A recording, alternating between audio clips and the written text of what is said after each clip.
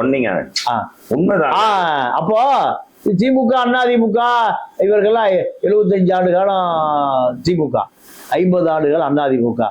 ஒரு பெரிய தலைவர் அந்த கட்சியில் இருந்தா கொடி ஆட்டோமேட்டிக்கா தொண்டை என்ன பண்ணுவான் சார்? கொடியை விடுங்க சார், ஆயுத பூஜை கொண்டாடுறாங்க பனையூர் இல்லத்துல. விஜய் பிரச்சாரம் பண்ணி 41 பேர் இறந்த அந்த சோக மறைப்புல அதே வண்டிக்கு அத ஒரு மிகப்பெரிய மீடியாக்கள்லாம் வந்து வீடியோ எடுத்து போடுறாங்க. இது என்ன கொடுமை? அதாவது இதோட இன்னொரு பெரிய அதிர்ச்சி செய்தி, 25 ஆண்டு காலம் அவருக்கு பிஆர்ஓவா இருந்த பிடி செல்வகுமார் நீங்க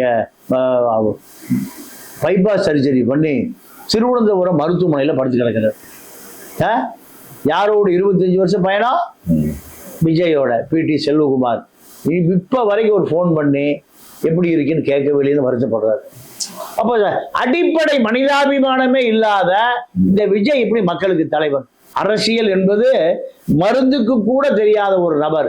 டாடி மம்மி வீட்டில் இல்லை, தடை போட ஆளே இல்லை, கிரவுண்டு காலியா இருக்கு, ஸ்டிக்கு காலியா இருக்கு, இதாயா பாட்டு? கமெண்ட்ல உங்களை திட்ட போறாங்க சார் பேசுறத பார்த்து. இல்ல, டாடி மம்மி வீட்டில் இல்லை, தடை போட ஆளே இல்லை, இந்த பாட்டு. குஷி படம் ஓடவே இல்லையா? விஜயகாந்தோடைய கேப்டன் பிரபாகர் 5 கோடி ரூபாய் வசூல்.